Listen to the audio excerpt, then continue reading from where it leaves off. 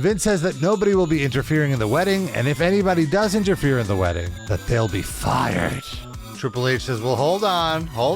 Before you kick me out, watch this. It's a big one, folks. It's Tales from the Attitude Era. I need help. We're at the Staples Center. Yep. I'm Rob Pasbani, co-host of the show. Here, as always, with Tommy Blacha, the former head writer of WWE, during this time period of which we are reviewing each episode, which is the impetus for reviewing it, to give you the head writer's POV. The impetus, what a maneuver. And I'm a mile from the Staples Center right as we speak, in the old LA house, ready to fall off the hill into Dodger Stadium at any moment. You are on location in LA for this very special episode. We're going to have you walk over to the Staples Center, now the Crypto.com Arena. Oh, yeah. It's very interesting because this was right as the Staples Center was opening. And Jim Ross calls it the Staples Arena at the top of the show, which I thought was charming. Ironic because Raw is going to be the debut of Raw on Netflix the first week of January, is also going to be in LA at the newly constructed Intuit Dome where the Clippers are playing. So a little correlation there. I wonder what the very first thing at Staples was. That was the first wrestling show there, but it wasn't. I assume it was already open. I could look it up.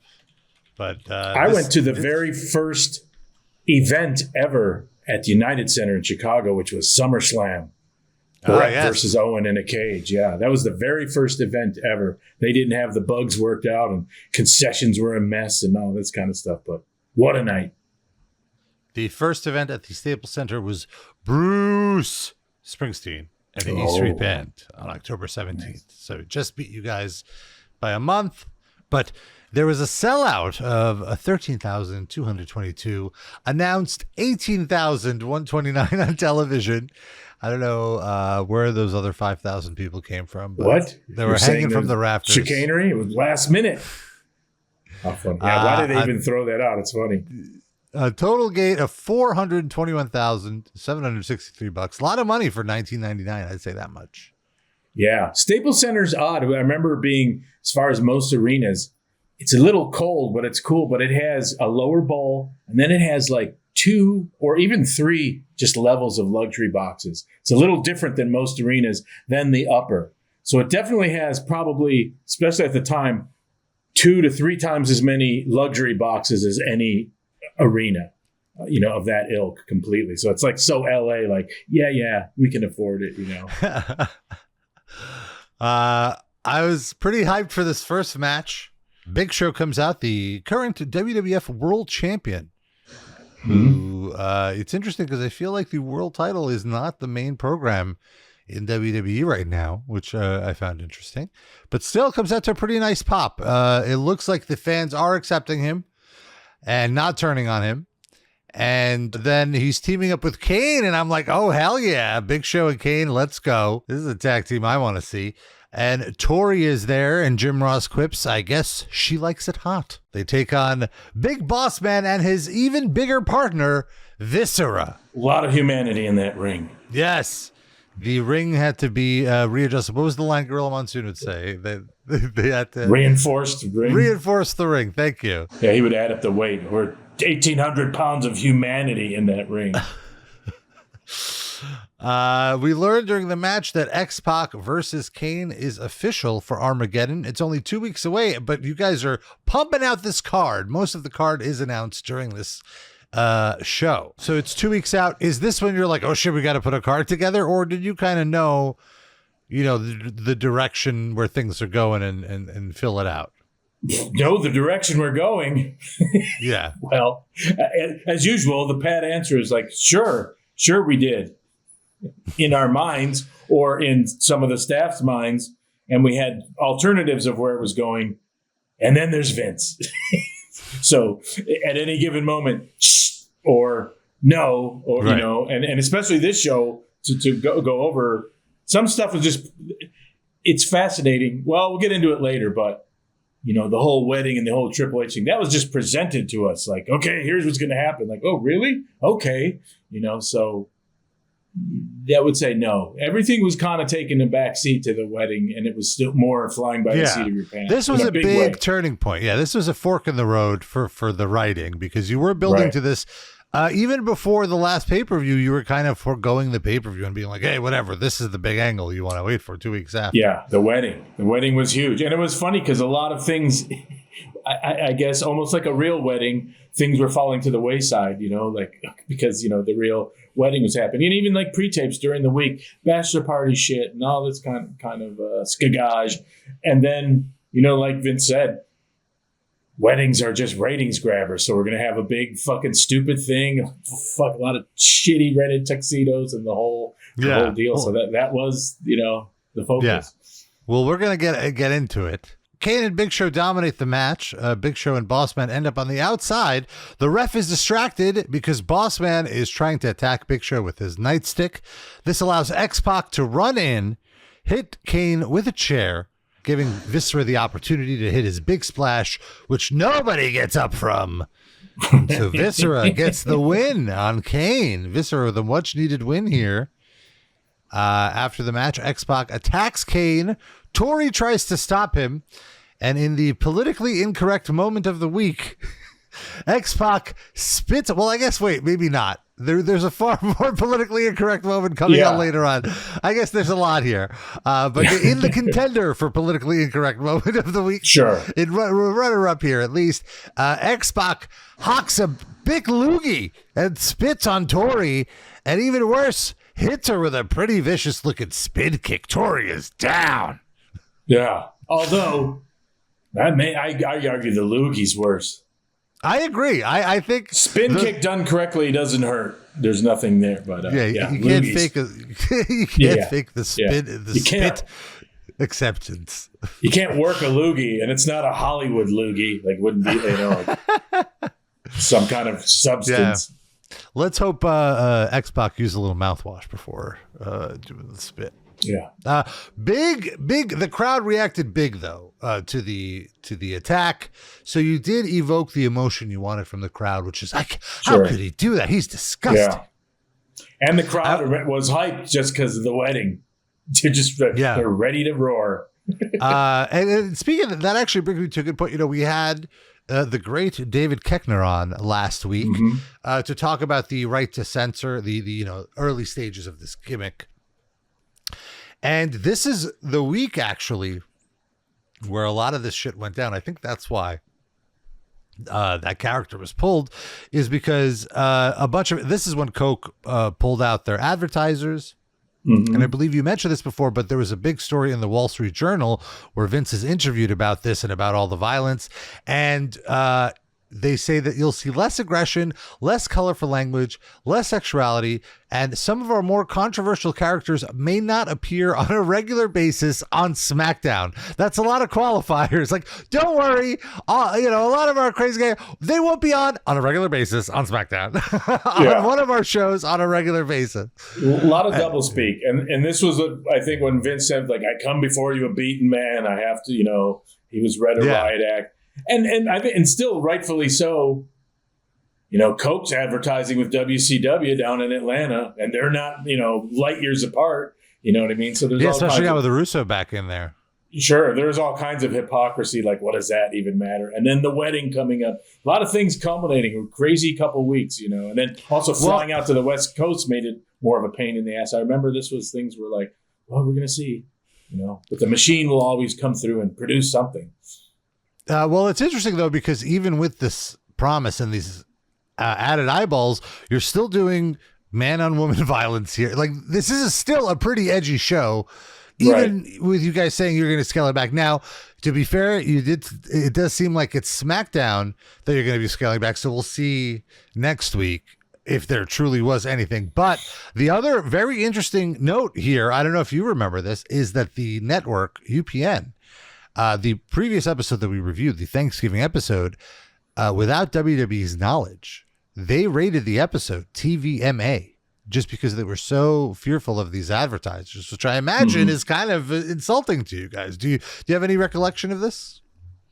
No, it was just more following, like, we were going to be as edgy as possible. That was the marching orders, so to speak. Then this whole advertising thing came. So that in and of itself didn't mean shit, because you realize, like, it was kind of an education of like, oh, this is how all the bullshit works. And now you look at WWE years later when they became the corporate darling by going out to the USO shows in Afghanistan, how different it is. Put it to this way. You had guys back then, like any kind of commercial, anyone saying like, oh my God, someone's mimicking a wrestling move, right? You can't have that. Oh, everything's touchy. Just recently, last year, there was a round of advertising that showed from some big ad company, showed people in their regular lives doing WWE moves, right? Like there was a surgeon, if you see this commercial, or someone in the supermarket. That in and of itself, and now it's like, oh, it's Fox, everything's great. Can you imagine doing that commercial years ago in this time would have been like, my God, that's verboten. You can't do that. You can't have regular people doing these dangerous moves. And then at the same time, there was no real like man on women violence notion, because this was like, well, they're all participants, and Chyna is actually breaking down gender roles by being a participant against men, and she can fight equally. So it's just weird to see the different perspectives and what's happening from advertisers and from, societal norms and how they're shifting, and ultimately like, oh, it's all bullshit. You know what I mean? Like, just see what we can get away with and what we can't. What do we got to do? Okay. And let the, smoke clear and what have you. I hope that made some sort of sense to you. No, absolutely. I mean, we have to say this was a different time. This is 25 years ago.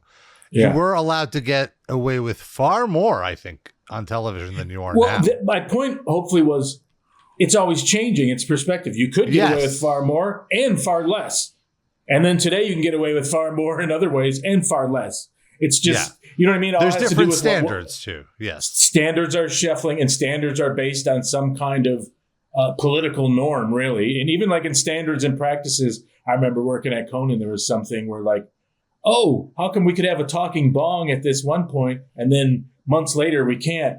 And the standards practice guy said, well, right now on Capitol Hill, there's a drug thing. So, you know what I mean? Not this week. So it's just changing, and it's weird. It's not really, there's not a ironclad standard, if you will. And even this speaks to it. And also the hypocrisy of WCW versus WWF at the time, and advertisers pulling on one and not the other. So it's like corporate shenanigans and what have, and who's in favor. And, and Vince McMahon was always vilified. And I'm not trying to obviously defend Vince McMahon, but certainly like U.S. attorneys had they had something against him when the steroid thing, and, and he's too loud. And then his people like, be quiet and the dust will settle and all that kind of stuff, Influence of Ted Turner with advertisers, as opposed to like, of course, we're not going to do that to Ted Turner at this time, but Vince McMahon's not as big of a player, so he's going to get screwed. And maybe he screwed himself and stuck his foot in his mouth by being like this to the advertisers. And all that. It could have just been like the L. Brent Bozo nudging on Coca-Cola, and then, like you said, being like, well, we have this deal with Turner, we can't just pull out of Warner with this buy that we have, but the Vince buy would be much easier to pull out, and we would appease this dipshit. Right. And all that. Yeah, exactly right. Yeah, so I could absolutely see like the corporate bureaucracy making it worse for WWE, which at the time was more of a mom and pop operation in the corporate infrastructure than it is now. Like, it didn't have the power of Ari Emanuel, the most powerful agent in Hollywood, backing it now, where something like this would be unheard of. I feel like right. And a TV deal with Fox for so many years, or where Netflix, like, okay, or whatever. Yeah, great point. It's no longer an outlaw organization, and that was kind of sad to me, just personally. In some ways, where like I found it thrilling that pro wrestling, in a weird way, was always a sort of outlier, outlaw, weirdo kind of entity in terms of forcing its way into entertainment even then it was kind of like, oh, this is horrible. What are the numbers? Oh, we've got to, So that's kind of what I always loved about wrestling as well. It's similar to heavy metal in that way, as we've discussed. Yeah, punk rock, and certainly. Yeah, I agree. And heavy metal too, and extreme metal. Like sometimes, I don't know, when there was like a metal awards show, I had mixed feelings about like the Golden Gods, if you remember that. Of It was course. kind of like, oh, that's cool because it's like metal, but at the same time, like, oh, I don't want metal acting like everyone else. You know what I mean? And I would think like, oh, one day there's going to be punk rock awards, but that would suck. Like that's not punk rock. Immediately it is. There was the Alt Press Awards, so they did. Yeah, there you go. And like, oh, why do you got to fucking do things like everyone else? The point is, I don't want an award show. And even talk about that Wrestling Hall of Fame itself. When back in the day, it was a work. And then there would be brought up like, and there was a lot of thoughts like, oh, maybe someone should retire, but then someone, use it as a platform to launch an angle or something. And then it kind of weirdly morphed into like, now it's like, what about the nod for the Hall of Fame? And like, it's not a work to people. It's what's interesting now. is I think that, like to the people being inducted, they didn't get the memo that it was a work, and they took it very seriously, and they got so emotional about it that Vince, and I imagine they were like, well, all right, fine. Yeah. I was always trying to sneak in these comments like, oh, where is the hall again? Because there is no physical hall or whatever. But it's funny. And then it became even more laborious than ever with like incredibly long speeches and people sitting there and like, oh. Yeah. In the last few years, it's become a little unwatchable too. They have it on after SmackDown. It's like, I'm not watching an event that starts at 11 p.m. Eastern. Sorry. Yeah. Yeah. It's odd. I always kind of miss that way. There was a time when it's like, is this going to be like a new platform for works? Like, I wanted to see people attacked while getting their awards and people not show up, and why? Because they were taken away in the limo. I wanted all kinds of that shit, and like, didn't happen. Now it's just like, nah, that's a pain in the ass. Just show them in their seats. Like, oh God, hour 3. Yeah, seriously. Yeah, it's painful. So back to the show. DX comes out. They're not supposed to be here, yells Jim Ross. Which it's like, of course. And I like that Triple H has a corsage on, or for a man, it's called a boutonniere. Boutonniere. Boutonniere. And he tells Vince that Vince crossed the line because last week Vince threw him off the stage. 2 weeks ago, he ran over their car, and he reiterates that DX has a temporary order of protection against Vince, saying he can't come within 50 feet, which Triple H thought would be enough because he says Vince can't even throw a rock 50 feet. So Triple H feels confident, and Gunn ad-libs that Vince can't even see 50 feet. Pretty good. Pretty good old man joke. Yeah. It's funny. Back in the day, programs would run 6 months, but everything's so accelerated here. Sometimes I would joke like, where's it going to go? Like last week, Vince tore my arm off, but luckily I grew a new one before Raw. It's like people are getting thrown off things and showing back up. Yeah, you're just in a car accident. Yeah. You had no bandages or anything. He burned me alive. It took me 14 hours to heal, and now I'm back. And so he also teases that there's going to be a match between the two of them. So it's official. I guess it was official on SmackDown. They made it so, and they both tease it's subtly. Official. Do you realize how ridiculous it's that official. Sounds for me right now? It's official. It's been made public. It's been declared publicly, so it's real. So if I go down to the city courthouse, I can look up the contract and see the actual signatures and the stamp. If you call up the athletic commission of the state that the arena that however it is in, they will confirm it's in the books. Both men passed their physicals. They've made weight. Yeah, very good. Okay. Excellent.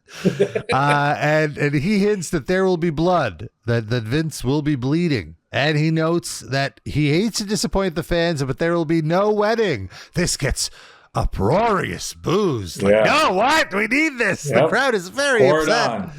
Blood, wedding, that's not enough. Now we need blood. We need this. Well, hold on. I want to correct myself. When he says there will be no wedding, first there's a big pop, then there's boo. The pop is like, yeah, we're going to see something. And then, boo, no, we don't want you to ruin this wedding. Yeah. But everyone knows something's up. Something is up.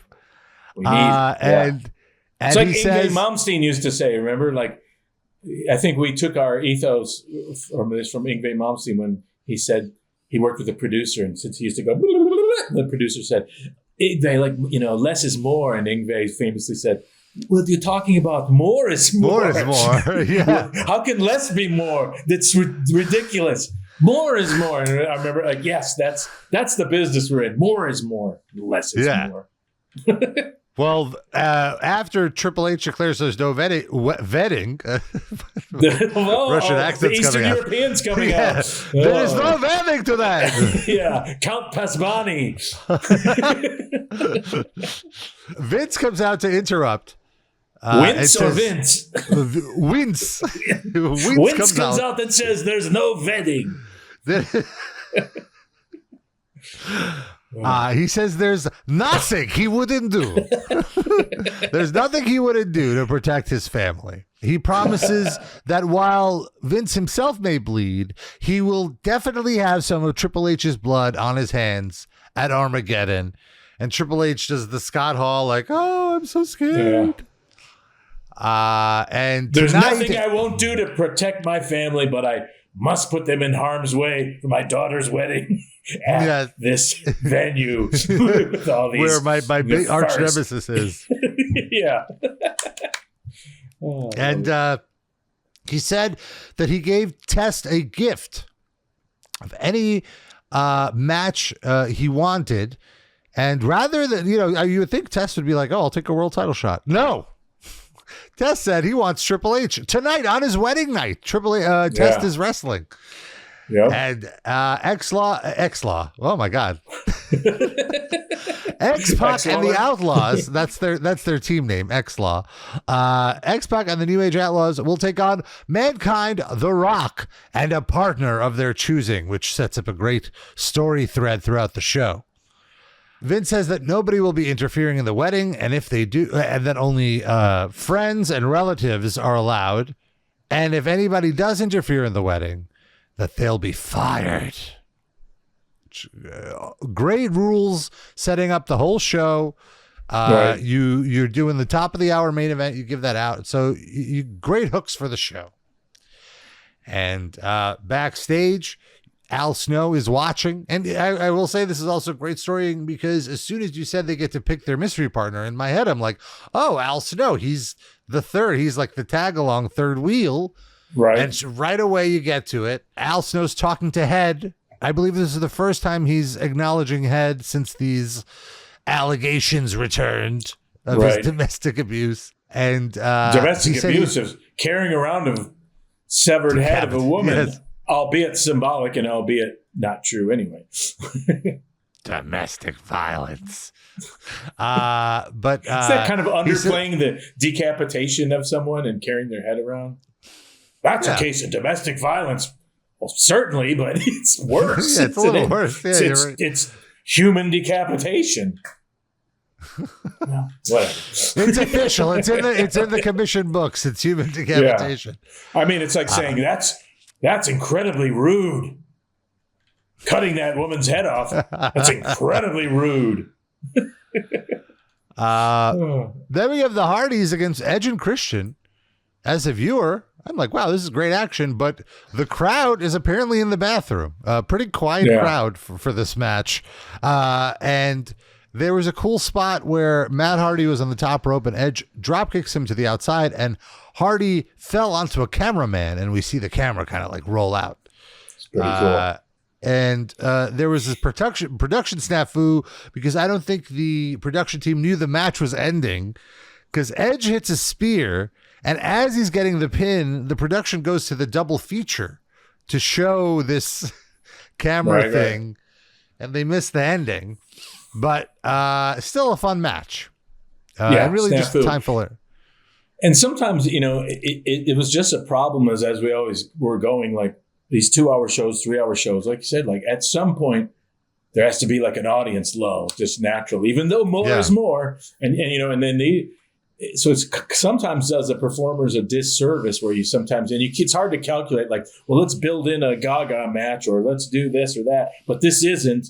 But sometimes just like you said, just like, people like it's almost like the adrenaline, right? They can't keep it up for so long. They got to go down. And then everyone's looking also more towards the wedding. So this is even production wise, even how like some camera placements being like, okay, we got to have more shots of people in the wedding after. Wasn't like your typical smooth running, like, oh, okay, we have matches. We know where all the facials are in the cameras. So it was a little disjointed based on that being a little different episode and a little, here and there, a little different setup. We cut to the Bachelorette party last night in Vegas, which we'll keep coming back to throughout the evening. The first segment involves a truth or dare question about if Stephanie actually sealed the deal with Test when they hung out at a motel room, and Stephanie says she does not kiss and tell. And I want to add that May and Moolah are still there. Thank God, because that's what's keeping me hooked. And this is interesting. It's one of those things where I'm like, okay, Bachelorette party. And then I believe that's Stephanie's just real life pals all in there. And then it was kind of like things that we just emailed, like, what do, really was like, there was no Wikipedia or whatever, but I can remember, like, what do women do on Bachelorette parties? Oh, let them handle it or whatever. Just here's some ideas. And then later you come in and like, oh, cut it into so many segments or what have you. And then it's so when was this? Was this shot the day before, the day of? I can't remember, but I just know not being around for it. I assume it was probably a couple days before, but then maybe the actual day before. Yeah, it could have been done the last week when you were shooting the other segments, really, because there's nothing to indicate that you're in Vegas. You just have to go in a different hotel room. Right. Basically. And kayfabe. Sorry. Kayfabe, Robert. Just saying how production works. It was the night before. Said it right there. On the graphic. Yeah, you're right. What am I saying? Yeah. Chyna comes out. She has a cast on her wrist.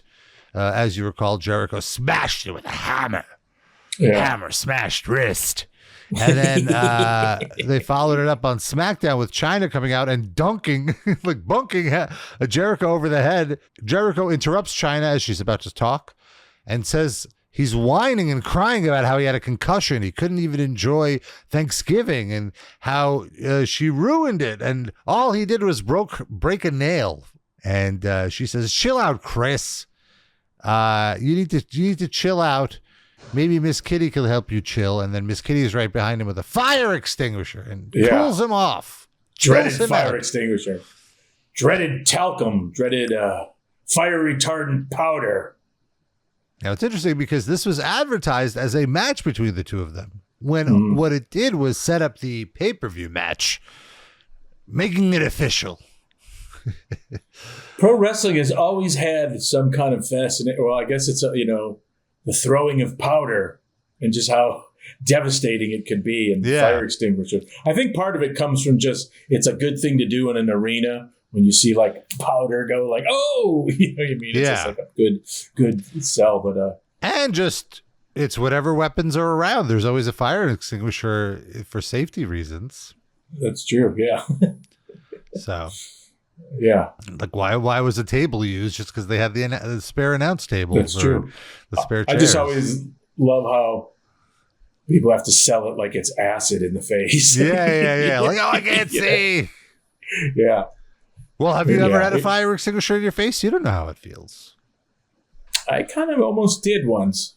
No. I know but even if it's an irritant in your eyes, I think you'd be like, oh, fuck, my eyes. God damn it. It's not like, so it's always, earthquake, California. Well, just one of the quirks of pro wrestling that we enjoy so much. Huh. In fact, I'd always tease some of the guys sometimes would crack me up where like someone, when a wrestler is being strangled or being choked, even though they might be, I remember I think teasing Dean Malenko about this or something like, you might be a master of 1,001 holds and counter holds, but if somehow someone gets their hands around your throat, the only defense you have is this. Oh my God, I'm being strangled. From behind. I can't react. Yeah, there's no way for me to react to this. Yeah, so just another thing that we love so much about the fascinating world of professional wrestling. That's right. So back at the Bachelorette party, More drinks are had. You're really a good announcer. That back at the Bachelorette party. What are you? We have Mae Young and the fabulous Moolah. No, they're getting restless because they're not getting their champagne glasses filled up. So they're like, "Come on, boy, fill me up." Yep. We see Stone Cold and Ivory on the cover of Entertainment Weekly, which I thought was an interesting pick that they would allow Ivory and not like, I don't know, Chyna seems like a bigger female star for them. Or well, you know, it's funny is, and then Ivory probably doesn't know this to this day, but I was at the time with my manager and agent being like, there was and I kind of like side pitched something to, there was a thing called King World Entertainment. I think that I don't know if they did Oprah. They did a few shows, maybe Sally, Jesse, Raphael, and all that shit. And I was saying like, Ivory should host one of those shows. She's got the gift of gab, and the numbers are big. So it's kind of like, you know, and he was like talking to Vince, like, you know, and she'd be perfect for something like that. And then there was like things about like, well, would it be wrestling? But I was like, no, it should just be straight. You know what I mean? She could handle like, you know, trying to make her like maybe like a female Jerry Springer. And so I know that was like being put out there, and I know, you know how that stuff, agents and managers, and it could be or it couldn't be, like saying, "Ooh, someone pitched Ivory to King World, and I don't know," and you know, let's pick her. So I know she was being thrown about by that. Interesting. I was a catalyst for that because I thought she'd be incredible at doing a show like that. You know, a little precursor to handling some of the wild shit, because she'd be like a whatever, like Sally Jesse Raphael, but like tough as shit and not handling any, you know all the handling the cavalcade of white trash weirdos. And I still think that it should have done it. It would have been huge. Then we have the Godfather come out. Big Pop. Yeah. He's coming on the road. Will he be on SmackDown though? We'll see. Quick match. Like literally this match didn't even go 1 minute. He faced Steve Blackman. First time we're seeing Blackman on Raw in quite a while. Mm-hmm. And Lawler spent the whole minute talking about the Hollywood hose, that these are high class hose. Yeah, he made something about their like evening wear or something. Yeah, he had a couple. Yeah, and Blackman wins with a bicycle kick, keeps it quick, and the hose do not approve. And you know, Blackman, just watching Blackman, it's just ridiculous. You just immediately know by looking at him, just his crazy. He always fascinated, just like he looks like a G.I. Joe figure.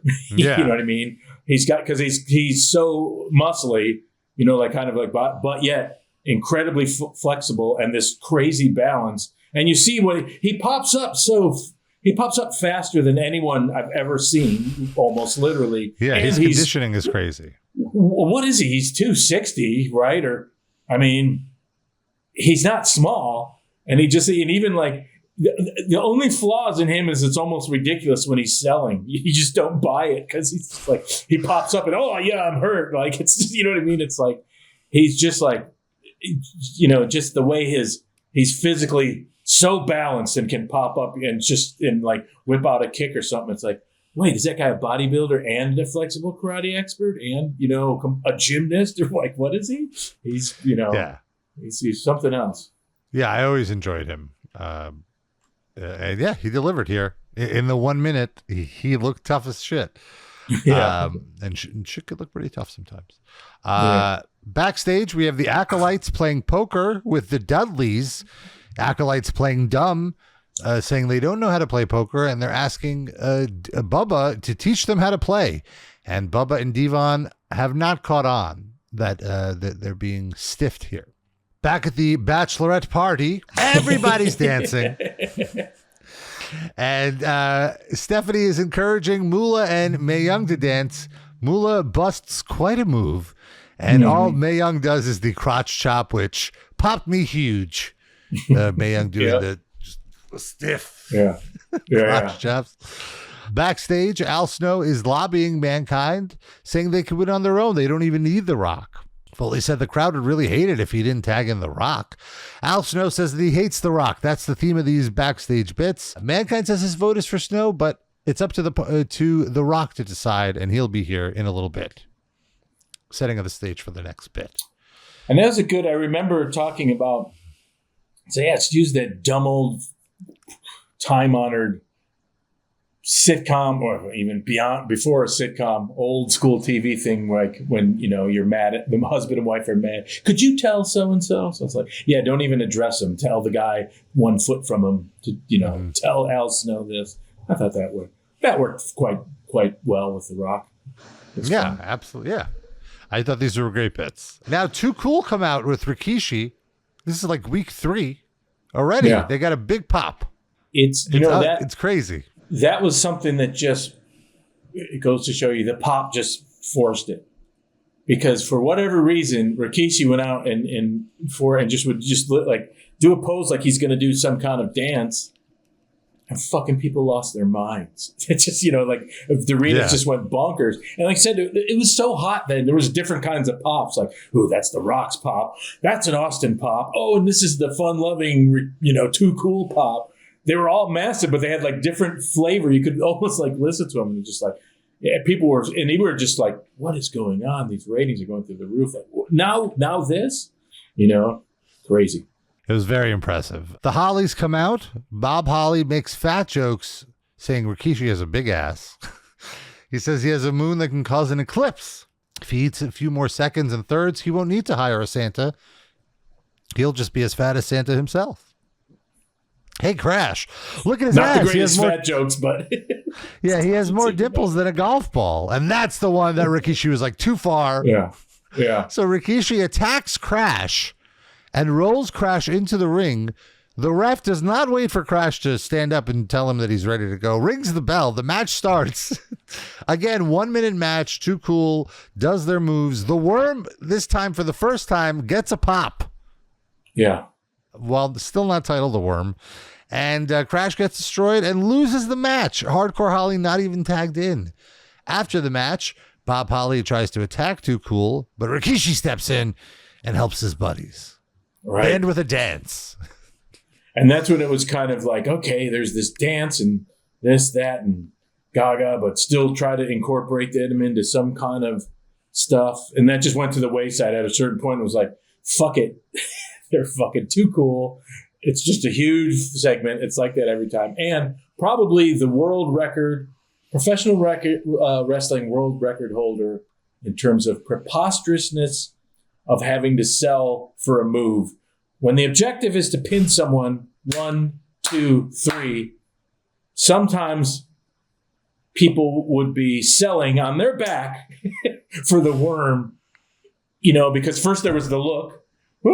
The people's elbow was huge. Sometimes the look, boom, back and forth, people's elbow. Someone's flat on their back for 30 seconds maybe for the people's elbow.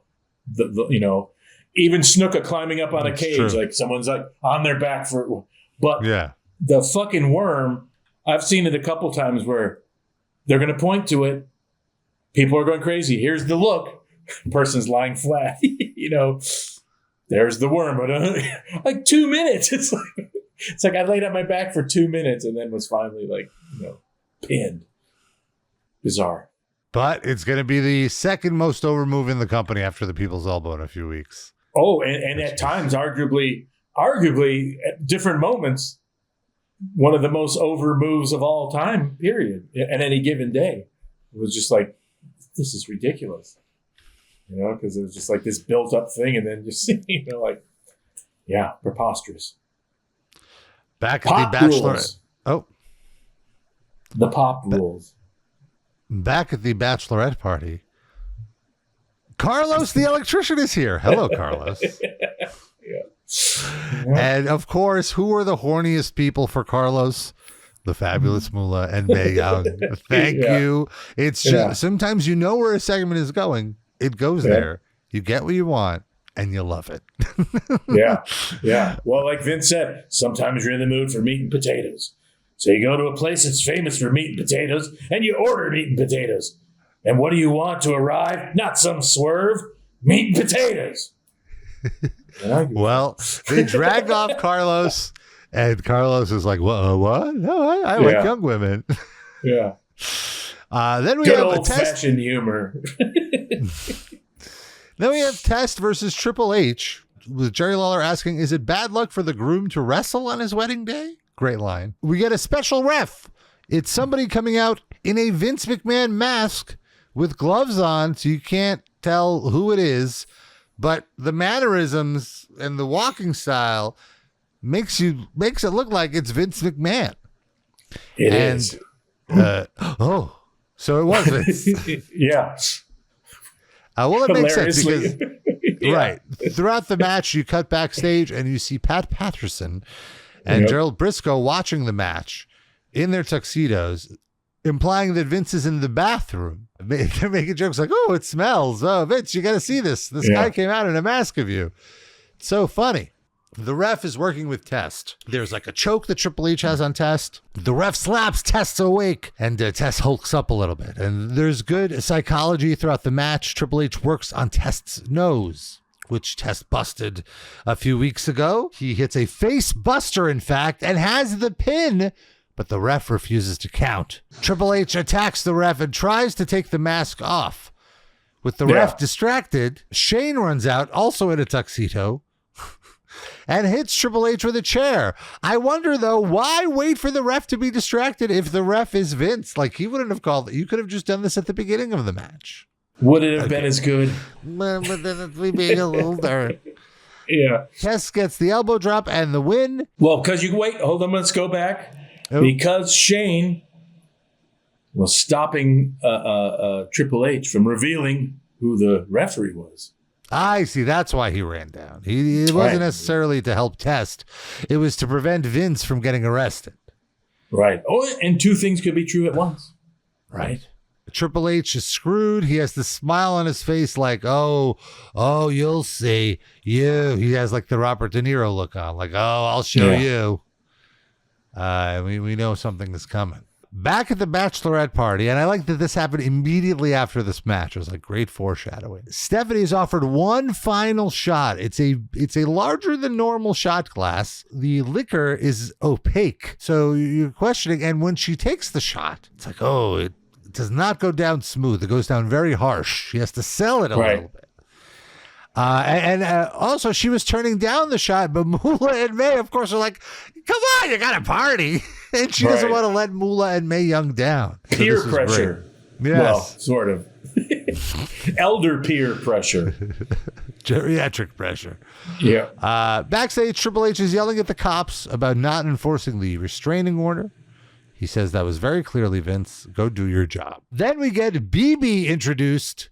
Barbara Bush is her name, but she says everyone calls her BB. She said she was humiliated by Ivory last week when Ivory ripped her clothing off. And so the only thing that she thinks to do, no, she's not filing a lawsuit against the company. She is instead challenging Ivory to an evening gown match. Yeah. Why? Of course. That's the most violent match in women's wrestling. And then Ivory comes out. The angle that never quite took off. They needed an extra long runway. It's like, wow, you're already resorting to the gimmick match. Like, hold on. Like you got to let them fight first before you have the gimmick. You got to build it up. Right. No. So Ivory comes out. Ever the Pro really sells the gimmick. And she says, BB, more like blonde bimbo. Or how about big boobs? A big pop from the crowd for big boobs. Which I'm guessing is what BB means. And like I could so imagine that this is a Vince. This has to be a Vince thing. Well, also it's one of those like is it one of those Easter eggs? What does BB really mean, big boobs? How did Pasbani find that out? Gives a shit. Fair point. Inside this box is the true meaning of the name BB. Big boobs. You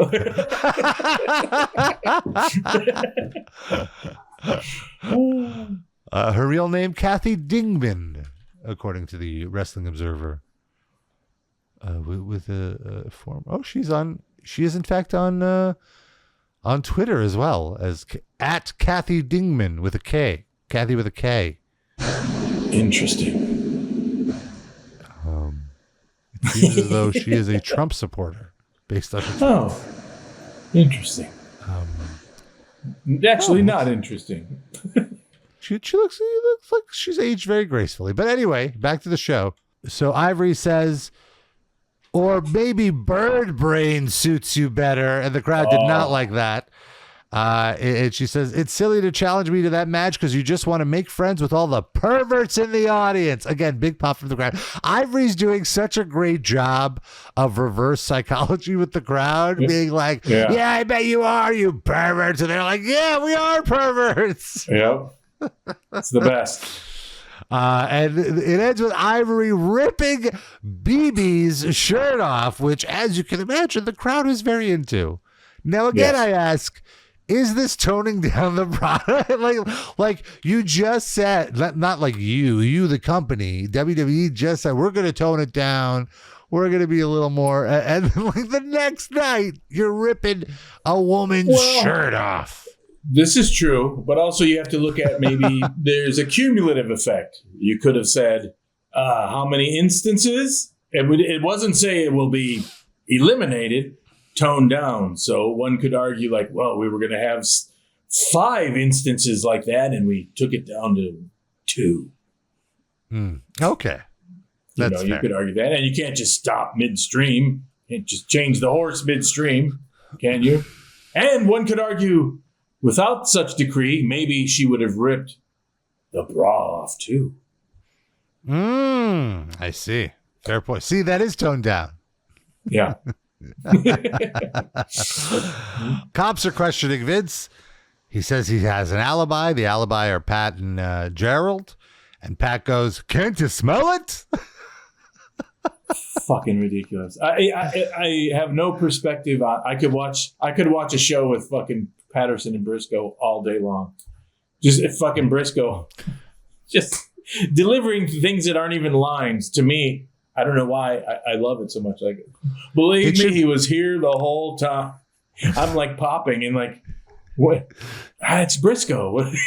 There was nothing funny about the line. It's just Briscoe. It would be like one of those 80s sitcoms after Three's Company with Briscoe and Patterson on one floor and Moolah and May on the top floor. And like two of them are each other's landlords. Oh, incredible. And then Briscoe's just got that way too for all like, everyone up. He's got his delivery is he just control when he delivers his stuff. It's just slow, and for some reason, everyone's like, "Well, here's the deal." Just I guess it's someone who's just been in front of the camera and doing it for so many decades. He's so nonplussed. Nothing's gonna ruffle his feathers. Also, being like just just that regular looking guy who's tough as shit and can still fucking stretch. 3/4 of the roster that are twice as young as him, and me. You see the bridal party getting ready here. The wedding is upon us.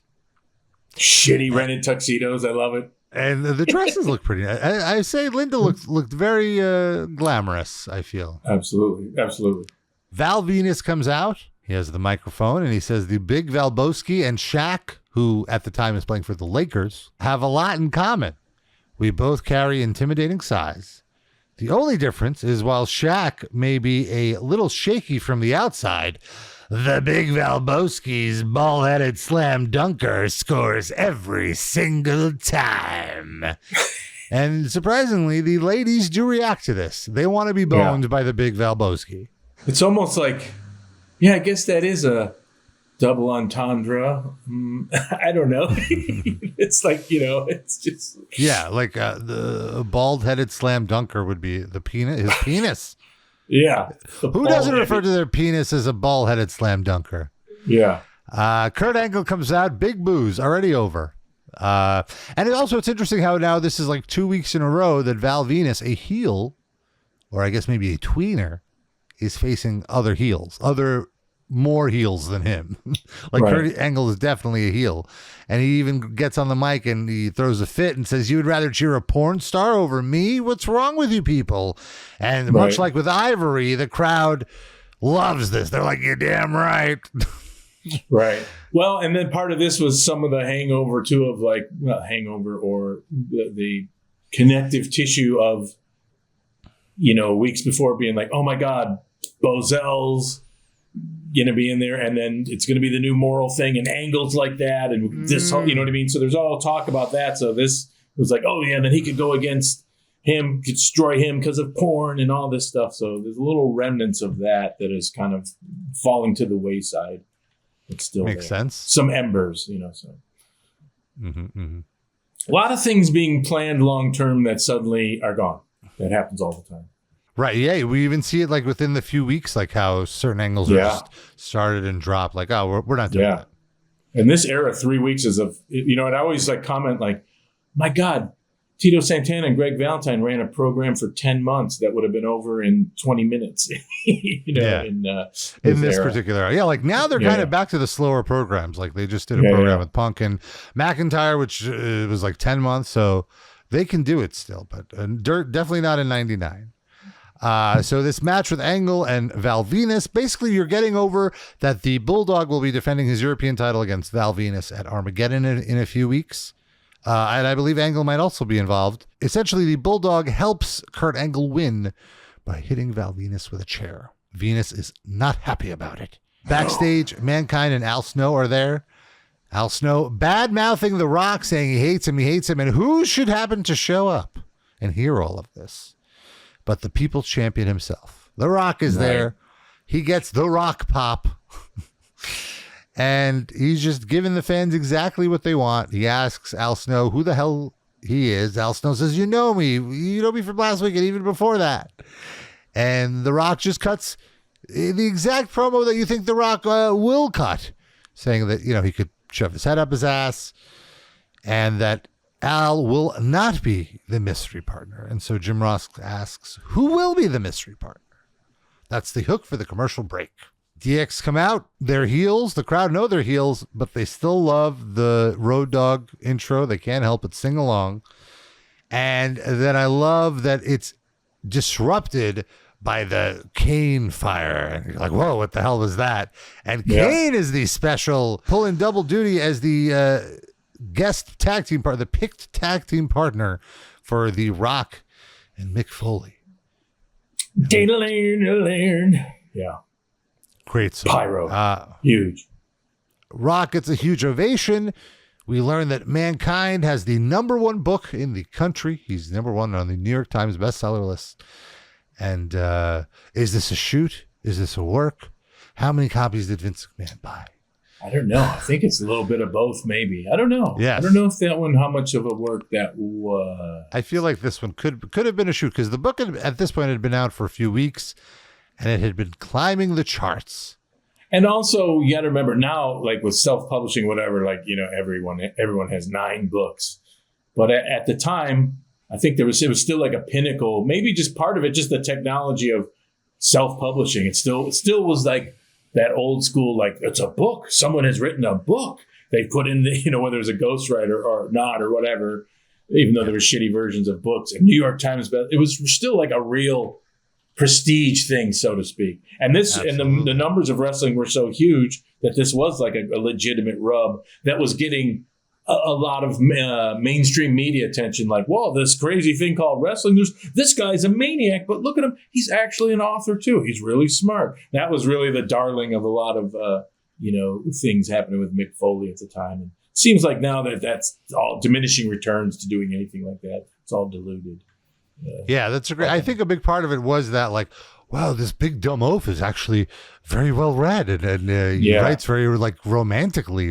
I feel like the way he describes certain things is very poetic. Yeah, and now I think there's like that's almost just like a platitude. Like these guys actually are, athletes can be smart too, and dumb, and whatever.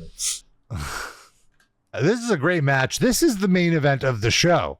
So this is a house show main event style match. Mankind takes the heat. Al Snow is watching backstage. He's telling Head that Mick needs him, setting up what will be the finish. There's a great moment in the match where XPac is hot dogging, egging the crowd on, booing him, and he goes to do the Bronco Buster, and just as he jumps, Mankind has Mr. Sacco already on his hand and extends it out and gets it in XPac's mouth before XPac could land the Bronco Buster. This got a huge, huge pop. This is very, very cool. Pretty good. Big hullabaloo that ends with The Rock giving Billy Gunn a rock bottom. And Road Dogg is about to break up the 3 count when Al Snow, with perfect timing, runs in, hits Road Dogg with head. The ref sees it, calls the GQ. The Rock is upset. Al Snow just cost him the match. He had the match won, so he gives Al Snow the people's elbow. The fans go home happy. Pretty good little deal there, because sometimes, one might argue that it's just like, oh, sometimes like now it's like, oh, finisher for no, or not for no reason, but just like another one. Where this had, I don't know, it had like good reason and timing, and everything was like, it's kind of special, instead of just like, yeah, it was very good. I almost feel like, yeah, they must have practiced this on the house shows the weekend before or whatever, because the timing was so perfect. Like they had it so well, like it looked like they just been doing this, like they knew this like the back of their hand. And believe me, that's the most impressive thing about, I would say, always hanging around wrestling. The thing that impressed me the most is these guys don't have time, and their travel, they don't really run through things. And sometimes it's just their experience. And there are some times where they go like, oh my God, the timing was perfect. Certainly there's other nights where like, oh my God, it was a little clunky and I had to readapt to that. But it's just their experience and what have, it's kind of like, I'm amazed at how little these guys do go over stuff completely. Mm-hmm. They just do things on the fly. It's just, you know what I mean? They're just like in playoff shape, they're just like, it's really impressive. One final look at the bridal party. And while the camera doesn't see it, Linda gets a view of Stephanie, and she's floored. This is like a Chris Columbus movie. This is shot. It's so great. All the bridal party comes around like, oh, yeah. Stephanie, you're beautiful. Oh my God. But we don't see it. We can't see it. We have to wait.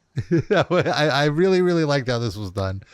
Final sketch backstage with the Acolytes and the Dudleys. Sketch? I'm sorry. What do you mean sketch? Vignette. Bubba bets it all, his watch, Devon's watch, everything. They ask him what he has. 6 aces. That's called the jackpot. See, that's impossible because there's only 4 aces in a deck, folks, if you don't play cards. That's the giveaway here. Naturally, the Acolytes are pissed, and this all ends in a brawl. This has been a fun way to set up this feud with the Acolytes and the Dudleys and sort of turn the Acolytes face here. Yep. Easy peasy. Lemon squeezy. We see an ad from USA Today. The copy is the wedding of Stephanie McMahon and Test. Raw is love? Question mark. Yep. Amazing. Loved it. Backstage, DX is giggling. Jim Ross ponders, what are they up to? So now it's time for the wedding and the full production here with the wedding party coming out.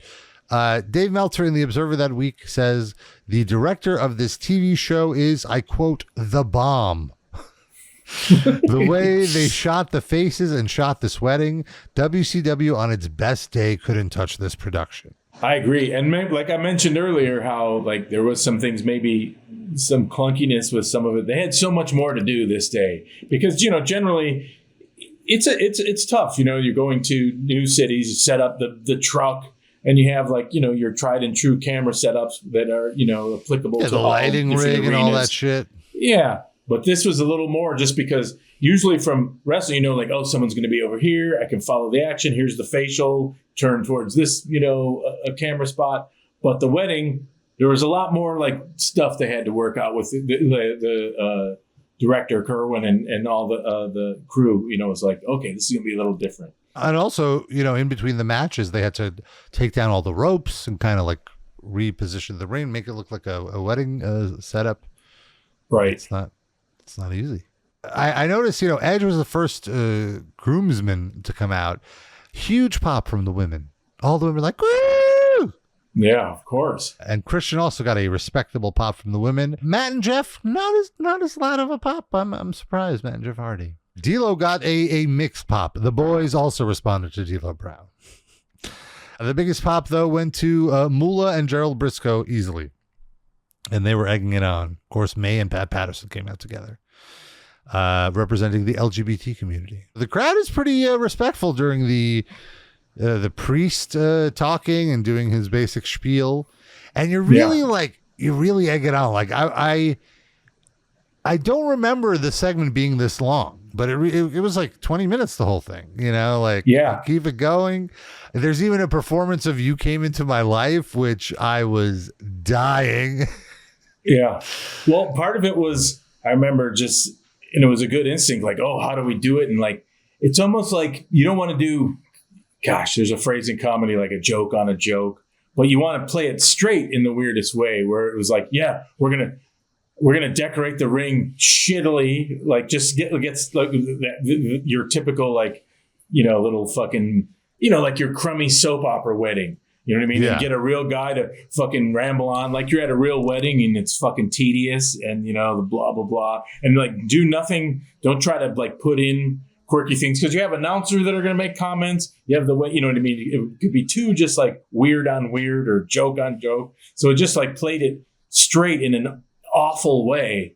And it was like long. And then just even the proceedings, like, it is like, and because also there's the impending doom the whole time of like, something's going to happen. What is it? So that was what's so fun, why you could just like let it go 20 minutes because people were like looking around, like people were looking up in the rafters, like what's going to happen? You know, it was like, like, where is it? When is it going to happen? Yeah, it really built the tension. And so finally, the priest asks, if there's anybody who thinks this couple should not be married, speak now or forever hold your peace. And you could hear like, crowd is buzzing right now, like ooh.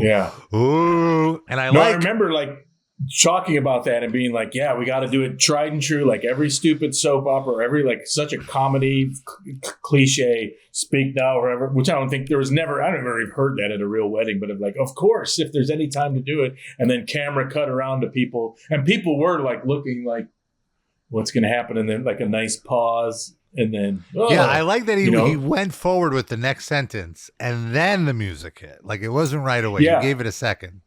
Because we talked about that. It's like, it's got to be Vince to be like, I'm worried, damn it. What's going to happen? Nothing better happen. And then, I guess nothing's going to happen. Very well. On with my daughter's wedding. Music. You know, just more so Triple H is out. Vince can't believe it. Triple H says, well, hold on. You said only family members are allowed. So before you kick me out, watch this. Yeah.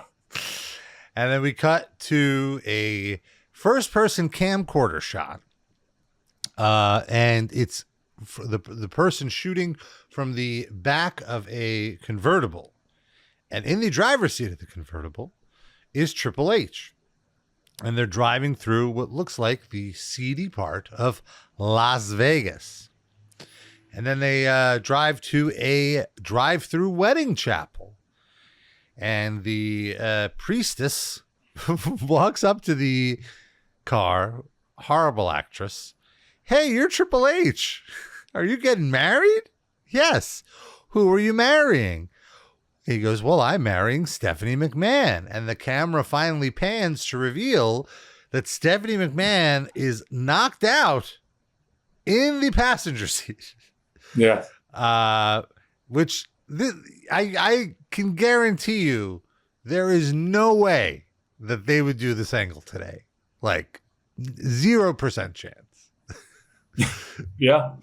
Like 0.0% chance. But at the time, so good for that moment. So well, I like remember Hulk Hogan says, it was a different time, brother. This was the biggest like soap opera holy shit moment. I remember when the pan came over, and then as a viewer, you're starting to put together what's happening. Right. And they go, and again, now I say like this segment like goes on, it feels like forever, like the actual, like, do you have the rings? Do you do? Right. And like, I don't remember, like, I remember him faking her saying, I do, you know, like, I do. I do. You know, like he does that. But then he also had to say, with this ring, I'd be wed. Oh, yeah. You know, like, it's so silly. You know, like, if you put your brain on, Like, Right. from a legal point of view, how could Stephanie have consented to this marriage if she's not conscious? Hey, it's Las Vegas.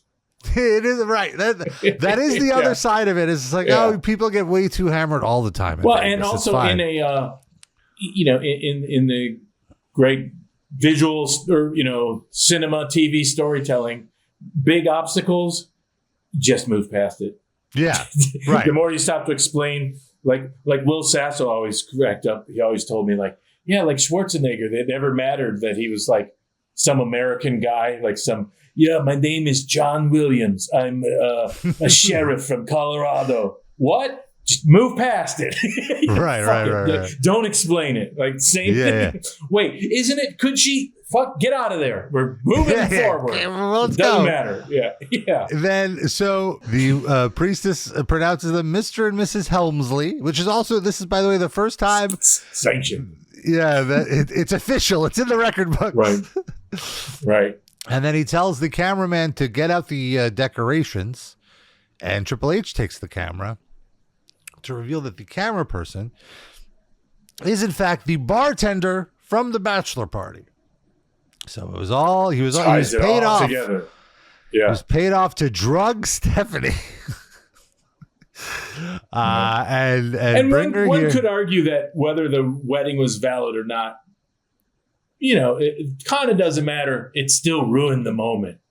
You could argue that by doing this at someone's, I don't want to marry you. What happened? You know what I mean? It just fucked the whole thing. They can't possibly get married now, even if the wedding could be annulled. Which, by the way, in Vegas, there is a 48-hour annulment. You can get your refund for 48 hours. Like, oopsie.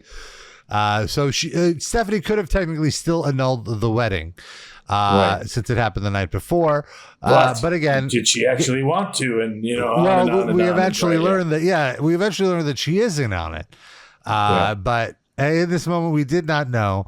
The camera. So also what I liked is that you didn't really have the audience react. You had the audience reaction when the camera panned and showed it was Stephanie. You definitely had the gas from the audience. But for the most part, the audience was muted. You just kind of heard the ambient sound from the camcorder in Vegas. But then when you cut back, you just see that like Vince and everyone in the ring is just fuming, and like Stephanie in a Emmy Award winning or nominating moment, I feel, is just beside herself, screaming how she hates Triple H. Yeah. How could he do this? He ruined her wedding. No, I remember that specifically too. And it was a good thing because like talking about it, that I was like, oh, there's nothing funnier than seeing a bride just like, I hate you, and it just gave her something to, it's kind of like, it's good to give an actor, if you want to say that or whatever, something to do. Yeah. So it's kind of like, was good to be like, just yell, I hate you. Just yell, I hate you. It's like so good. And it was like, that shot was great. It just seemed so real. Just like you're watching some kind of like, and also, like with Vince being so like beside himself, and then they cut back to Triple H in the arena, and he has a wedding ring on, which I thought was such a great touch. He says, "As a member of the immediate family, I know you only have one question on your mind, and that is not did we, but how many times did we consummate the marriage?" Andrew Dice Clay, Andrew Dice Triple H. Yeah, he loves doing that voice, that Dice voice. Yeah. And at this point, Test has had enough. He tries to chase Triple H, but Triple H runs off. Yeah. And Vince is comforting Stephanie. And I think that Vince thought that line was so funny that he couldn't even hold in his smile. Like, he's supposed to be mad, but he's like breaking character as the end credits roll. Or maybe he was just so... I thought this was like, this couldn't have went any better. You succeeded. Yeah, I mean, when you watch it, there's certain like, facials and camera things and whatever, and and what have you. But to pull it off like that, I completely agree. And it finally was this weird culmination. And what was odd, and I was talking to Brian Gewirtz, will be on at some point, the famous Brian Gewirtz, like, what do you remember about this happening? Because there was a point where the whole wedding angle was just presented to us. So it is like one of the most classic, not talked about behind the scenes chicanery in pro wrestling history, as far as I'm concerned, because you're dealing this whole thing all the way up. And however, Triple H had Vince's ears and whoever's ear in a small inner circle, and then somehow pitched it and got to the point like, here's what we're going to do and why. And Test at the time he wasn't going to like push. He's like, he had elevated to be in that position, and he's going to have heat. So he wasn't in a position to say like, hey, bullshit, you're taking my shit away from me. Yeah, he was exactly. just Like, elevated. he ends up looking like the Herb here, as we've mentioned. Yeah. Many times here, Test looks like the Herb. Yeah. But at the same time, you can look like a Herb, but there's always like, well, now what can be your comeuppance? And you're pissed or whatever. And but he really never gets his revenge. Yeah. It's just like so much shit going on, and you're just dealing with the fallout. But that was also the fun of this era of like being like, after this bomb was dropped, then there's a certain how do you start booking the next shows? Or like, okay, well, what's left? And now this, and but it certainly elevated Triple H into like superstar heel stardom, and a kind of heel that was like, ew. Everyone like, wow, slimy, and the intertwining with the McMahon family, and and you got Austin and The Rock as like tweener baby faces. You're just dealing with all this sets up the next go. year of television, basically. This basically puts last month you aligned DX with Triple H. You gave him his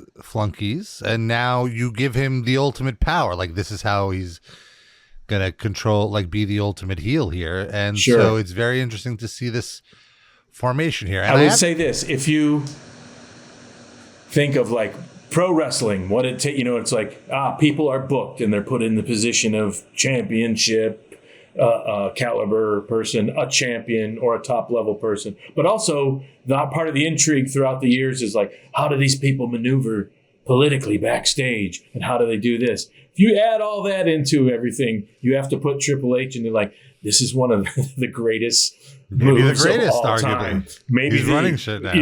Yeah, you know what I mean? So it's kind of like, if you follow his like trajectory, you're like, wow, that's unbelievable. Well, you really do see the how smart Triple H is in this moment in time in pro wrestling. When Arnold Schwarzenegger was on, he pitched the idea for Arnold to get physical, and who's Arnold getting physical with? Him. When this wedding is happening, he pitches the climax of the wedding, the most salacious possible ending, and who comes out on top of this ending? Him. So and also he's really like great at pitching these ideas where he's the one that benefits from it. Absolutely. And if that's a part of being, a top pro wrestler, and in my estimation it is, that kind of maneuvering, there's no one better. And also, he's someone who he understands the business and does sell tremendously, does give things to people coming up, but at the same time looks out for number one completely. You know what I mean? So it's impressive, no matter how you slice it. Absolutely, and I'm very intrigued. Like, where do we go from here? I just remember being so shocked at this ending. Yeah. and just like, how well, now they can't get married. It's impossible. Like he's ruined the wedding. He really did. He came through on his promise. And it is the odd thing at the time about pro wrestling that you could say like, oh my God, this, and even as you said now, these angles and drugging and doing this. But at the same time, if you were to say, well, you invoke, it's like a soap opera. Well, soap operas have carte blanche to do anything from murder to this to that because they're fictionalized things. So what is this? You know what I mean? And I'm not advocating or defending. I guess I am, but also being like, that's the weird intrigue of pro wrestling. Just made everyone scratch their head. What is this entity? It's sports entertainment, but do they get to have the same rules as a vampire movie or a soap opera in terms of their storylines? No, because they're more reflective of society, but they're sports. But it is a work. But how big is, you know what I mean? It's always murky and strange, which always made it that intriguing to me. You know what I mean? And it's the reason I'm sure Andy Kaufman liked it so much, with his attitude and like, ooh, let's break down the fourth wall and be, real-time meta or whatever. It just is like just to be a provocateur against, and even like we talked before about like, advertising being pulled out, what's happening, all this kind of stuff. I just always enjoyed tremendously, just the weird provocateur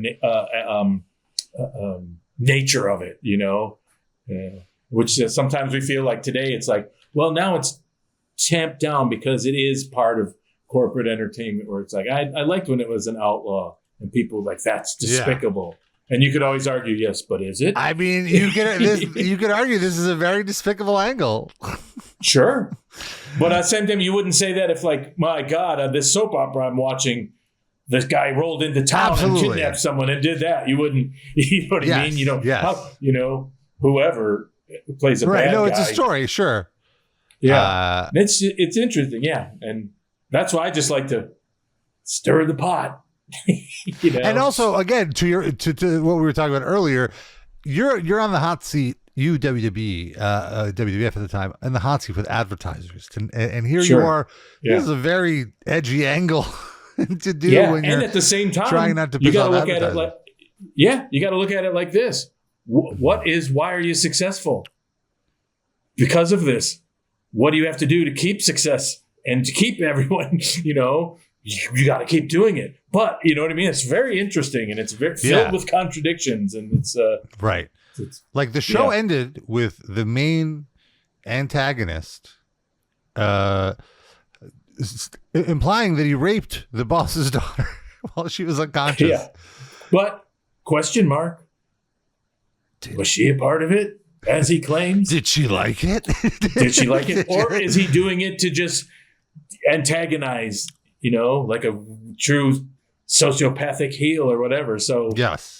You know what I mean? There's always a wrinkle. There are more twists along the way, sure. which I will say. And it's very much like a soap opera, where soap operas have such thick storylines that you could do the same thing, like, oh, he raped her, but it turns out 3 weeks later, no, he just said he did and he didn't. Oh, but then you know what I mean? So yeah. Well, we hope all of our Western Heritage Championship listeners stick with us on this ride, because things are about to get very spicy. The chess pieces have been realigned, and now it's time to play. And so it's time to play the game, some might say. Are you mixing your metaphors? Spicy chess pieces? No, I guess not. That's fine. We'll go with that. It's a Mexican chessboard. So that's our show for this week, folks. Now that's racist. That's the on PC moment of the week. You can always send us your feedback. We'd love to hear from you. tftattitudeera@gmail.com is the email address. And our social media is at tftattitudeera. We're on Instagram, on X, which is Twitter, and on Facebook and TikTok. So please follow us. Please. Yeah, for more of this. Yes. And then we'll see you next time on Tales from the Attitude Era.